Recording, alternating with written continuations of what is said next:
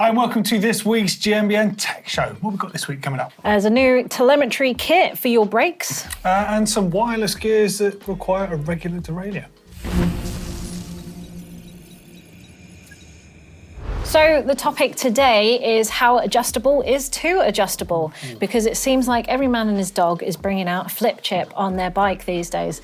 Certainly enduro and trail, flip chip, by which usually means some kind of flippy, offsetty kind of linkage bushing, if you will, that allows you to change the geometry of your bike into a lower bottom bracket, slightly slacker angles.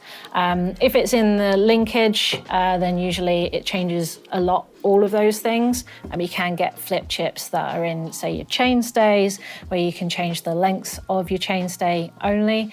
And also there's a few bikes coming out, like the new Canyon Strive, for example, which has headset cups that allow you to change the angle and the reach of your headset. In fact, I think it has 3 different positions. So what are you saying about all this adjustment? Good, bad, new? That's all right. No, well, we'll get there in a minute. I think it's great to have basically the chance to adjust the bike the way you want to. The only thing I've ever been anxious about is, I always play around with this stuff, so I like this, but I'm well aware that a lot of people I ride with don't even know if they're in a high or low bottom bracket setting. Yeah. And some of them, to be fair, have come down to descent and been like, oh, I didn't even realise my shock was in the climb position.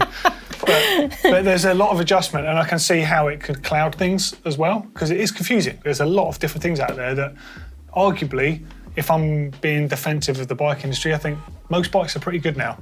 If you get it roughly set up with good sag and all that sort of stuff, it's going to perform well. So just how much can you... Yeah, and is it needed? Do we know enough? Because obviously you mentioned that suspension's been adjustable for quite a while now, with the low speed and high speed compression and rebound set out. And I know a lot of people that have that functionality on their bike and they're not playing around with that on a regular basis. So are they going to be playing around with their headset cups on the trail and changing their chainstay lengths for different courses? I guess that's the argument against it, but is having the option there really a bad thing? Well, let's pick this one up as well by going backwards, as we always do with me. It's far more simple, although the amount of suspension adjustment is better than it's ever been, but it's far more simplified now than I think it probably was when people started experimenting with geometry to start with. There was loads of weird things. Do you remember Barnacon bikes? I do, So you could have, these bikes had, if you're not familiar with them, had like an air slave system, I guess you call it slave, like an air unit on top of your shock and one on top of your fork that didn't affect the travel, but when you pressed the button, one of them would deflate and one would inflate. So for climbing, the front end would drop and the back end would go up, and for descending, it'd be the opposite. Yeah. Kind of like a goat walking up a hill or down a hill. I think that's how we used to say it. Yeah. Which was mad. You think like Rocky Mountain pipelines, they had adjustable stuff on them. Old downhill bikes were famous for it. I've had various Intense and Ozonic bikes and other sort of FSR bikes. And I seem to remember one of them having, you could adjust the shock position at both ends.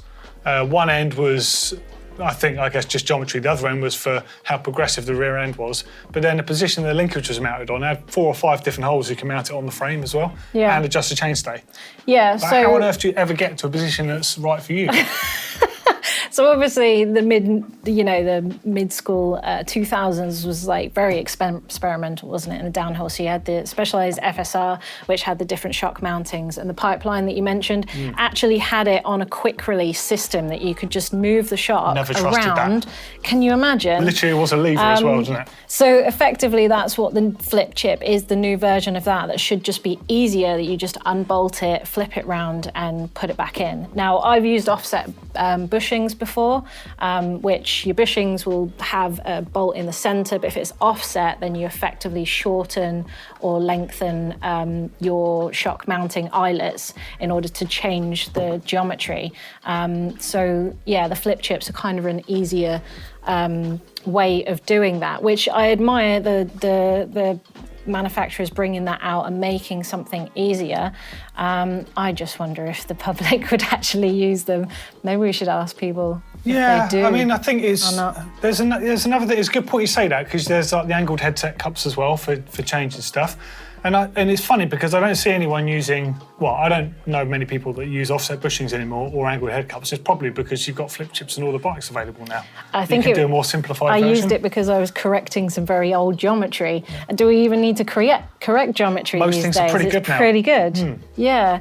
Although I've got to hand it to Canyon for sort of taken a really groundbreaking approach to the whole flip chip, and that's having a whole entire gas strut which changes the alignment of the shock, basically, doesn't it? So it basically shortens the travel, gives you a more progressive suspension, and changes the geometry to a more upright pedal mode or a more sort of slacker sort of shred mode, they call it. And so to change all of those things all at once and go from a trail bike to an enduro bike at the press of a button it's mad actually, how well it works. Yeah.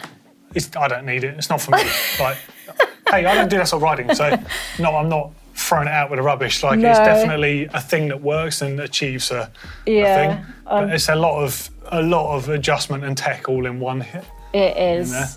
Should we ask the public then what they think of it? Guys, let us know down in the comments below. Do you think adjustability is a good thing? Would you have it all over your bike if you could? Do you have any adjustability already? And do you actually use it? Have you got a flip chip? Do you even bother? Let us know down in the comments below. Right, into news then, and the first thing I've spotted is actually probably not that new in terms of news, but I hadn't seen it for a while, is Brakeace have finally got their units available to buy. Now, I'm not sure if you remember, a while back I made a video with Magura where I wanted to find out what was more efficient, like running a bigger rotor, smaller rotor, 4 pots or 2 pots. So we used a telemetry system with Suspension Doctor to try and figure all this stuff out.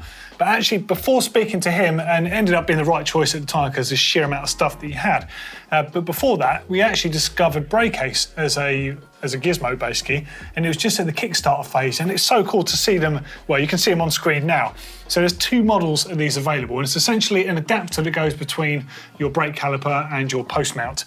And depending on what your setup is, you will need to go up in rotor size in order to use this. But they do a trail version that will do a 160, 180, and downhill with 200, 203 or 220 options. Now, this latest system, the PF2 wireless, as you can see here, the blue one, is what it says. It's a wireless system and it works with an app on the phone. You can see a bit of screen flow right here. They call it events, braking events. How long you're braking for, how hard you're braking for, the bias between your front and rear, and then you can obviously correlate with different rotor sizes and stuff as well. So the idea is you're not just figuring out what's going on with the bike, but you're actually adjusting your riding. You're thinking why on earth is I grabbing handfuls of brake there? You can actually become a smoother rider using that information. So loads of cool stuff to do from it, but it's a serious bit of kit. And if you're into brake tech and what you can do with it, this is really cool. They also do a scientific model, which is not wireless. So this is you could say an advantage as well, though, by being a wired system.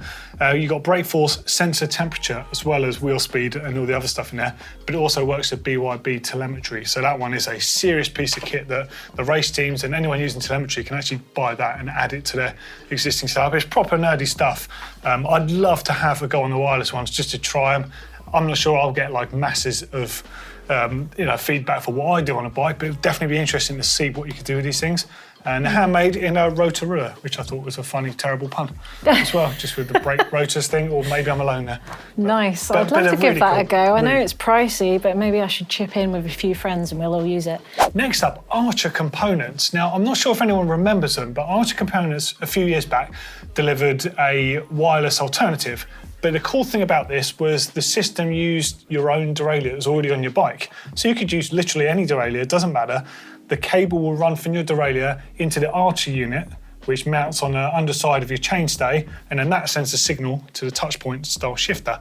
Now, the one I tried was really good, it worked really well, I just couldn't get on with the actual shifter, and they've now since changed that, and it's like a rocker style paddle that looks very similar actually, in a good way, to the SRAM Access touch points, and apparently everything's just revised anyway, but they've dropped a few posts on their Instagram suggesting there's something new coming, and they've done some posts in collaboration with Johan Borelli, so turn two together, he's going to be working with them on this stuff. But it's a really exciting system, and if you actually think that there's a few cool things about this. A, if you want wireless, you want to scrap off the wires off your bike, it's quite a nice way of working. It's also you know, if you're doing slope style or anything like that, it's a good way of avoiding having all that stuff in the first place. But more importantly, it's actually a really beneficial way if you want to experience wireless and electronic shifting, because you don't have to have, you know, you could run like a 10-speed derailleur and you could use it with a 12-speed cassette. It doesn't matter what you're doing because each individual gear is adjustable, the spacing between them. So the cable pull that your derailleur has is irrelevant. So actually, for touring and running around the world and stuff, other than the charging element of it, it's actually really, really cool what you can do with it. Dead keen to see one, actually. I think it looks cool. Yeah.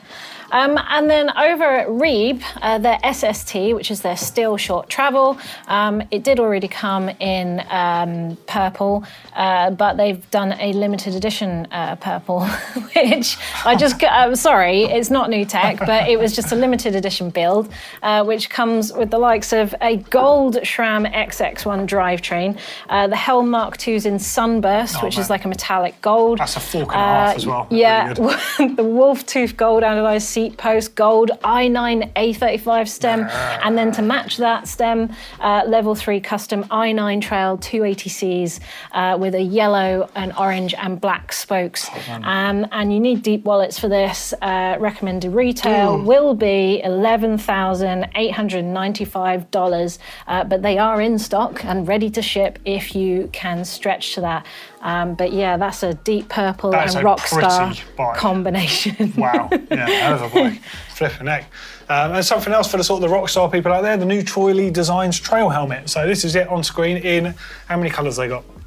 11 different colours, which actually are quite easy on the eye. So unlike the more racing-inspired A-series helmets, so the A1, A2, A3, this is the new Flowline helmet. It looks very similar shape-wise.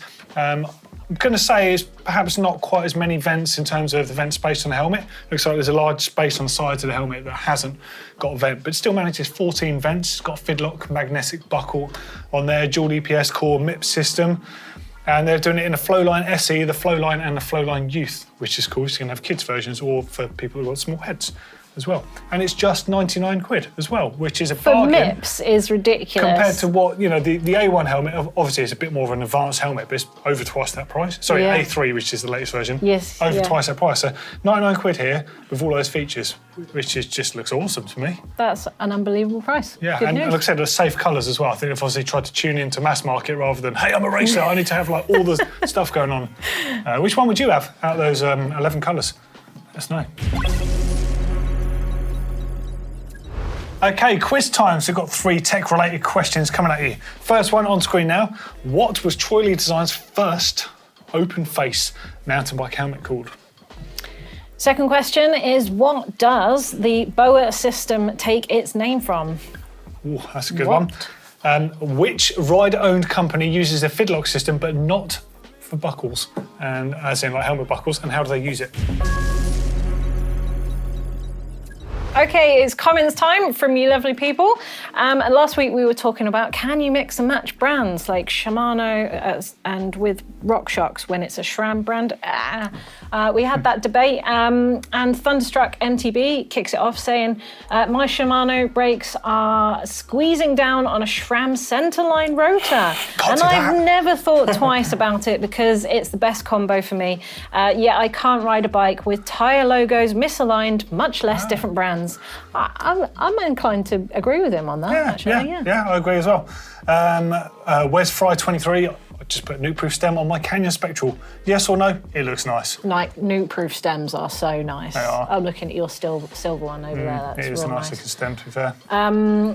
Mabecca just says, all bikes, Shimano and RockShox. That's it. End of story. End of no story. question. Done. Fair. And Nathan says, I use SRAM cassettes with Shimano. Yeah. Nothing wrong with that. Whatever you can get hold of these days, right? Well, yeah. Noke17 says, I like it every time someone looks on my specialised pitch with a Ragley riser bar and seems irritated, so he enjoys it. He's got a giant dropper, Shimano XT brakes, SRAM X9 derailleur, Ergon grips, SQ saddle, Mavic. Oh, the list goes on. Who cares if you're having fun, he says. Do you know what? Name of the game, isn't it? That's all it's really about. Jasper Beck says, I've never heard that RockShox only goes together with SRAM. First world problem. Yeah, totally. I mean, tongue-in-cheek, the argument a little bit. Harvey Casey, my past 3 Santa Cruz bikes, 1 high tower, 2 mega towers, came with Fox forks up front and RockShox Ultimate in the rear. Sack the I product forgot manager. they did that. That's so weird. I'm sorry, it is weird. But hey, it works and their bikes are great. Of course it works. Who cares? There's nothing wrong with it. It's just weird. And Mark Tishman says, I don't mix brands. I just love my Shigura brakes. Nice. Nice. It's Bike Cave time. That means you get to show us the shots of your lovely or not so lovely bike caves. Could be the back of a van, could be a garden shed, could be the loft, could be under the stairs. Literally, it doesn't matter, whatever it is, share it with us. Get involved. There's a link here and there's another one down there somewhere. Tell us about yourself, where you're from and what you got in your bike cave. It's just one this week, but it's a real good one. It's from Mark in Montreal, so Quebec in Canada. I've watched every show for about 3 years, but it's the first time I've written in. Since it's winter in Canada, I thought I'd share my inside bike cave during the colder months. Usually got a setup in the garage, but we keep that for the cars in winter. That's kind of quite cool, like moving things indoors to a bit warmer. Yeah, you would, wouldn't you? I like it. I'm not going to read all of it because there's a lot of stuff here and it's all real cool stuff. So thank you for your long message. But let's have a look at what you've got. Oh, look at those trick stuff brakes on that bike. I know, they're a thing of beauty, aren't they? Oh, yeah. I'll tell you what, if nothing else in your bike cave, I have to admire or just question the fact you've got a hydrosonic chain bath cleaner in there. I've never known anyone actually use one of those. That is a serious bit of kit. Do you use it? So, well, actually, if you read the rest of his letter, he says he strips down and rebuilds everything, bearings up, once a year. So Wow. I guess he is the sort of guy to have an ultrasonic chain bath Yeah. in the back of the photo there. Unreal. Which is great. You should be doing that. I'm thinking about doing that for my Mega at the moment, actually, because it's seen some action. I mean, to be fair, with the state of that thing, you probably need a bathtub that's a giant hydrosonic and just dip the whole thing in. Yeah, I know. I'll tell you what, no, you've got a lovely setup here. The bike's great, and obviously it looks like you spend a lot of time looking after it, and you're right, those brakes are something else, aren't they? Beautiful Yeah. things. He says the parks are only open around May, so I guess, he needs to spend some time. It's a lot of time getting your bike stripping it, ready. Yeah. But yeah, great setup, and I love the idea that it's, in winter, obviously you're getting stuff indoors, like your cars and stuff, and you're then moving like the more important things indoors again. That's cool, that's great. If you've got a cool bike cave, please send it in. Okay, we've got some quiz answers then. So the first question was, what was Troy Lee Design's first mountain bike open face helmet called? I feel like some people might say the Troy Lee Design's A1, but it wasn't. It was actually a Shoei helmet. It wasn't even Troy Lee at all. So this is the next generation of it. And you see this one's got a jaw guard built on, and this was known as the Troy Lee Edge. But the story with this was Shoei had a helmet that didn't have a peak on it, and it was all white. And in fact, hopefully there should be a shot on screen if I manage to find it in time. And it was a very plain helmet designed for commuters. And I don't know how Troy saw it, but he saw it as like, that looks sick with a peak on it. And basically he did a collab, released it as a Shoei TL Troy Lee comp. Yeah. And then when it came out, everyone was like, oh my God, it's like the coolest helmet ever. Yeah, it makes sense because Troy Lee used to make visors for his motocross in his mum's oven, didn't he? Yeah. So what does the BOA system take its name from? BOA doesn't actually stand for something. It is literally regarding the boa constrictor, as in the snake. But then it's kind of ironic because it's supposed to not constrict your feet at all, but it does wrap around. It's nice and huggy and does wrap and does tighten around you. Yeah, so just doesn't break any bones, hopefully. And which rider-owned company uses the Fidlock system and how do they use it? It's PT's with their bottles, in fact. So, got one right here. Haven't even got this one on a bike. So the magnetic system, you've got the bottle cage and a bottle, basically. The coolest thing about this isn't the fact that it's just magnetic, it's the fact that it enables you to fit bottles on bikes that don't have a lot of space, which is really useful. So if that's something you're struggling with, check it out. And also, kind of random that we're now using PT stuff. A few years ago at Eurobike, I bumped into those guys and they were like, what's the coolest thing you've seen at Eurobike this year? And it wasn't this, but the Fidlock system. I was like, oh, it's a Fidlock bottle cage. Yeah. And I was chatting to them about it and they were like, well, seriously, of all the things you saw at Eurobike, that was the coolest thing. I was like, yeah. And then they obviously liked it, so collab to do this, which I think is pretty cool. Yeah, if only because your bike looks so good when you just like take it off and there's no bottle cage. So neat and tidy. Sorry, I'm a tart. Yeah. I know. No. We all are. We're all vain. There's nothing wrong with that. Anyway, don't forget to join the debate in the comments below. Now, with adjustability, have we gone too far? Do you use it? join the debate, and we'll see you again next week. See you later.